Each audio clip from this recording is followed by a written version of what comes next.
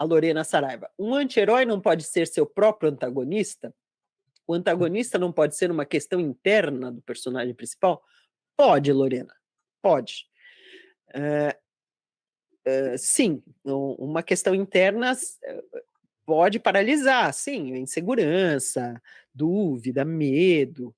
É só que, como eu estava dizendo, pode, não tem problema, porém, você aumentará o interesse da história se fizer um antagonista, uma pessoa, um personagem, né, vir exacerbar esse problema do protagonista. Então, vai que o protagonista tem medo de algo. É mais interessante na sua história se aparece um outro personagem que vem provocar aquele protagonista.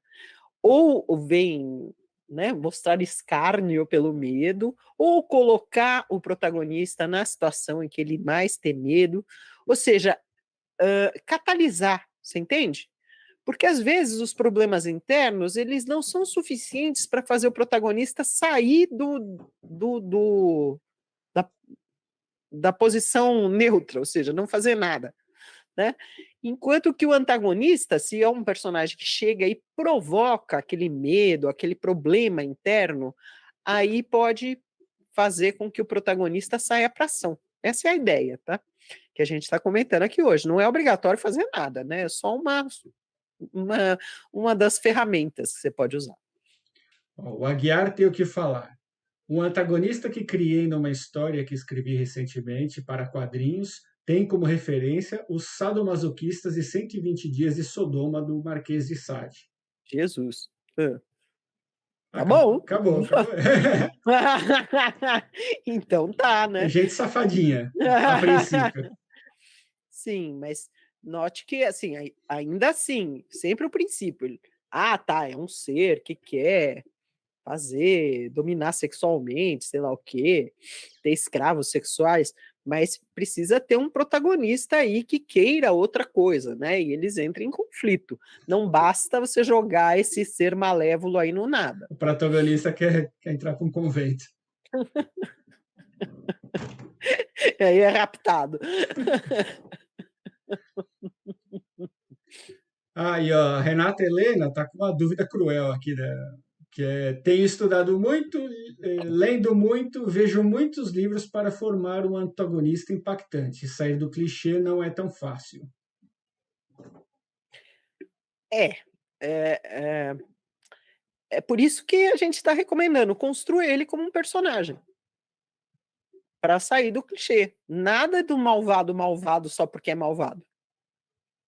Fuja disso, que é o mais interessante. É um personagem. Então você constrói que nem o seu protagonista. Só que, né, a ação dele é bem contrária.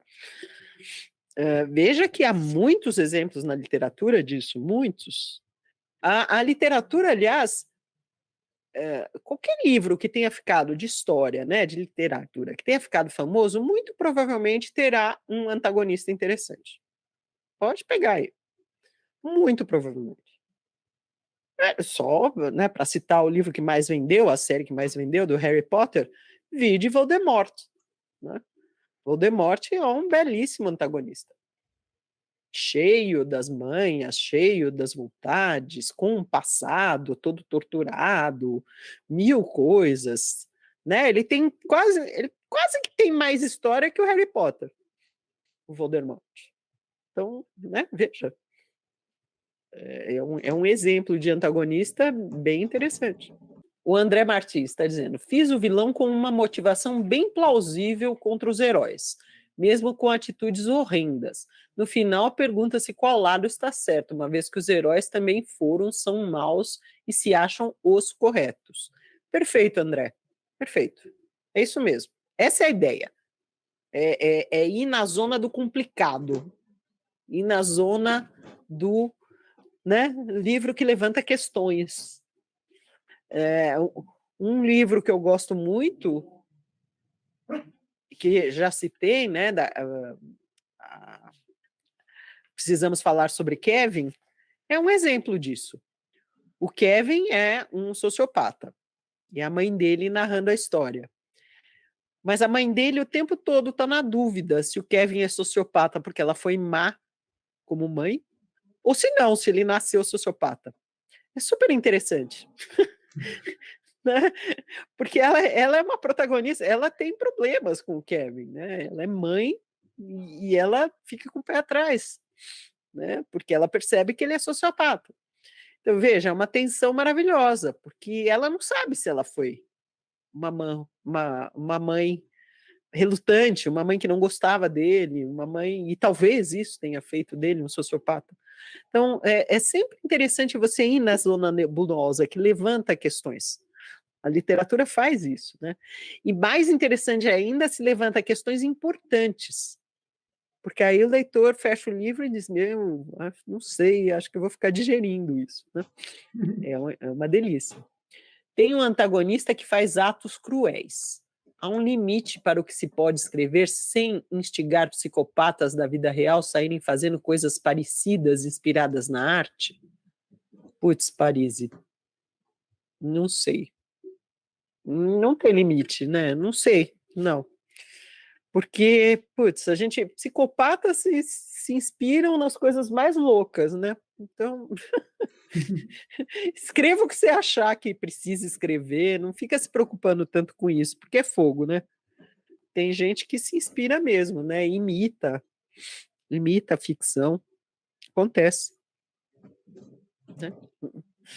Mas Ó, eu acho que vale, viu, entender o que motiva as pessoas a serem violentas, a serem cruéis. Eu acho que é interessante colocar isso na literatura. Aliás, esse é um tema que interessa muito os brasileiros. Muito. Então, não fuja disso. Não fique pensando, se tolhendo. Olá, eu sou a Laura Bacelar. Eu presto vários serviços no mercado editorial. Eu ajudo autores a tirarem dúvidas com consultoria, eu faço mentoria para quem quer escrever livros de não ficção e eu faço leitura crítica com viés editorial. Se você tiver interesse, veja os meus dados de contato aqui abaixo desse vídeo.